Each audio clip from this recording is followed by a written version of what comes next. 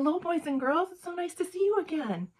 I'm really excited to introduce a great new book I just finished reading, and I loved it, and I think many of you are going to love it too. So the name of it is Elf Dog and Owl Head. It's written by M.T. Anderson and illustrated by Junyi Wu. And now this cover doesn't show it. It shows that it's a signed copy, which is pretty cool. But it is actually a 2023 Newbery Honor book. Knowing that it's a Newbery Honor winner, that's going to be an amazing story.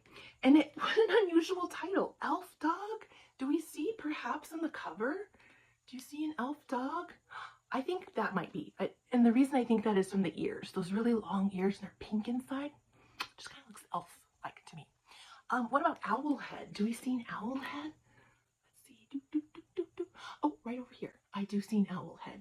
I see a lot of very unusual things on the cover here. It looks very much like there's some magical creatures and characters. Look at the continuous cover shows me that we're either going to or coming from some kind of magical place, perhaps. So that leads me to think that this book might be a fantasy. And as a matter of fact, that's correct. It is a fantasy adventure with a boy and his very special dog. I want to show you the author, M.T. Anderson. This is him with his dog.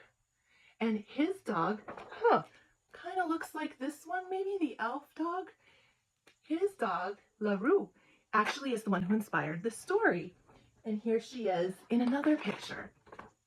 Oh, isn't she cute? But look at those ears. She's got those tall ears that made me think of an elf. In fact, if we open this up, there is a dedication. A dedication is where you get to say as an author or as an illustrator that I was thinking of you while I was writing this. I dedicate this book to you. So he says, to LaRue, who escaped from the kingdom under the mountain. Wow, that has me looking at this cover a whole new way. Kingdom under the mountain, huh?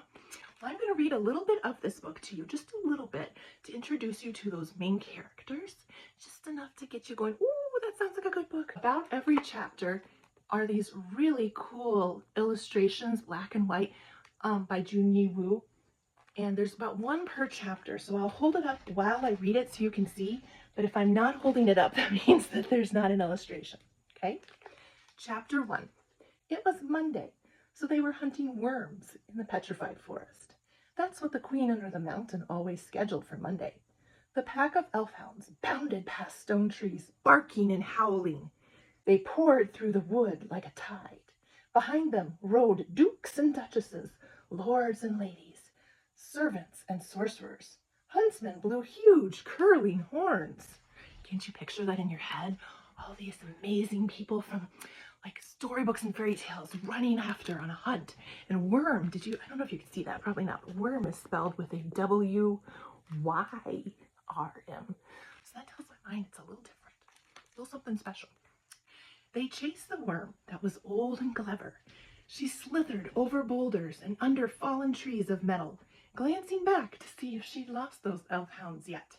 Several times they paused to catch the scent of her again. They sniffed the cavern air. Then one of the dogs spotted the flick of the worm's tail, barked warning, and plunged after the monster. The whole pack followed. The whole pack, except for one. I bet you can guess who that might be. She was a young elf hound, slim and elegant, with bright, sharp eyes. She held back. She watched the other dogs surge forward. Her eye was caught by movement far off to the side, up a hill of marble oak trees with spreading branches. She had seen the worm's children, squiggling baby worms. The mother was leading the dog pack away from them on purpose so her children could escape. The elf hound watched the infant worms flee unnoticed.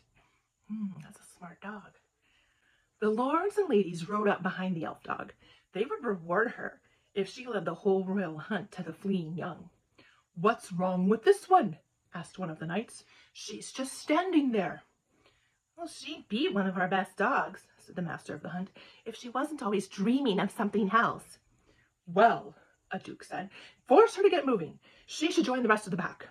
"Go, girl," yelled the master of the hunt, and he kicked out at her with his boot to show her who was boss. Oh, I bet she does not like that. The elegant elf hound stared at him coldly. He didn't deserve to know what she'd seen. Almost smiling, she started after the pack again, barking as loudly as she could, as if she'd never noticed the young worm F scrambling up to safety up the hill, as if she never figured out the old worm's plan, leading the hunt away from the precious young. She reached the pack, hopping over huge mushrooms and shelves of fungus. Easily, she soared past stragglers.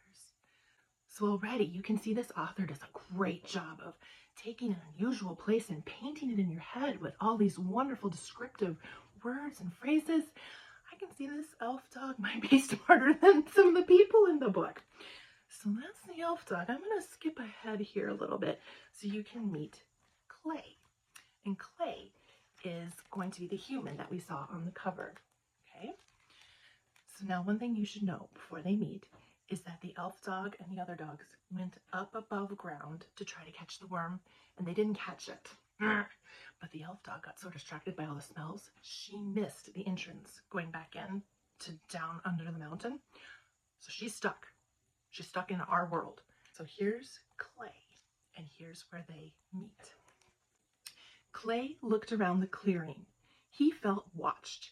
He did not notice behind him the glint of blue scales.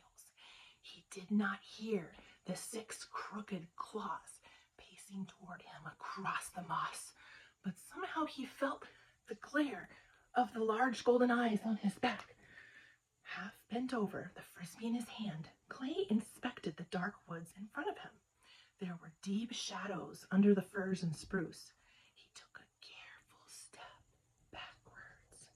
Though he did not know it, something behind him was taking careful steps forward and opening its toothy mouth. What do you think it is? Yeah, I think it's that escaped worm as well, which is pretty scary. Clay backed up slowly, right towards the mouth. The golden eyes behind him slowly blinked, and the creature's smile widened. I'm feeling very nervous for Clay. Oh my gosh. Clay saw something burst out of the woods in front of him. A violent blur of white. Something darting forward, barking crazily. A dog, a mad dog. It was running right towards him, growling and baying. It must have rabies, he thought. It's gonna bite me. He looked around for something on the ground, a branch or a rock to protect himself. Nothing. Stupidly, he held up the only thing he had with him, the frisbee, as if it were a knight's shield. He waited for the dog to strike, but the dog ran right past him. He swiveled around. Something was scrambling into the woods. The dog was chasing it, barking warnings. From the crashing in the blackberry bushes, it sounded like it must be something pretty big. The slim white dog stood at the edge of the clearing, legs stiff, tail straight up, ears out, and issued barks like threats and commands. It must have been a bear behind him, Clay figured. There were black bears in this forest. They didn't usually bother people. They were scared of people, but maybe this bear hadn't been a normal bear, but a bear with an evil turn of mind. That must be it. The dog had just saved him from a bear with an evil turn of mind. Thanks, dog, Clay said. She turned to look at him. She didn't want to take her eyes off the forest for too long. With a piercing gaze, she studied the shadows. A few spruce boughs, that's branches, wriggled as something climbed under them. Clay had never seen a dog like her. She was thin. I'll show you this picture again. Like a greyhound or a whippet. She was milk white. She had tall, pointed ears, and the inside of those ears was red. That was the strangest thing, the red, pointed ears. She was someone's dog. She had a collar on. It was an ugly collar, too glitzy. Lots of fake pearls and diamonds and rubies. Is the bear still around? Clay asked the dog, walking over to her side. You're going to protect me, huh? He knew it was polite to talk to dogs, like they can talk back. The dog quivered with watchfulness. You're a good girl, he said as he leaned down and checked. She turned and looked into his eyes and blinked once, as if to say, of course I am. And that was how Clay met the elf hound. So first we got to meet the elf hound, who comes from under the mountain. And now Clay has met the elf hound. So this was just a little introduction, just a little teaser to M.T. Anderson's Elf Dog and Owlhead. the 2023 Newbery Honor Award-winning book illustrated by Junyi Wu. I really think if you like fantasy books, if you like friendship books, if you like animal books, this is a book you would love. See you next time.